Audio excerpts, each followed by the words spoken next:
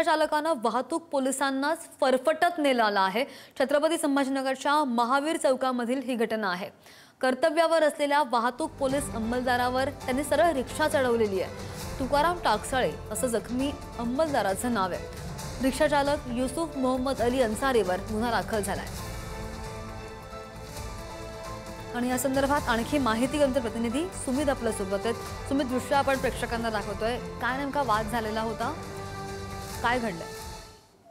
नक्की श्रद्धा, छत्रपती संभाजीनगरातील महावीर चौकात म्हणजे महापेट्रोल चौकात कर्तव्यावर असलेल्या वाहतूक शाखेच्या अंमलदारावर रिक्षा चालकाने रिक्षा चालवल्याची घटना समोर आली आहे। या धडकेत अंमलदार खाली कोसळले आणि चालक एवढ्यावर थांबला नाही तर त्याने पुन्हा त्यांच्या अंगावर गाडी घालण्याचा प्रयत्न केला। त्या पोलीस रिक्षा खाली आली आणि त्यानंतर जवळपास 20 फूट रिक्षा चालकाने पोलिसांना फरफटत नेल्याची माहिती प्राप्त होत आहे। या घटनेत तुकाराम टाकसाळे असे जखमी झालेल्या वाहतूक पोलीस अंमलदाराचे नाव असून युसुफ मोहम्मद अली अन्सारी असे या रिक्षा चालकाचे नाव आहे।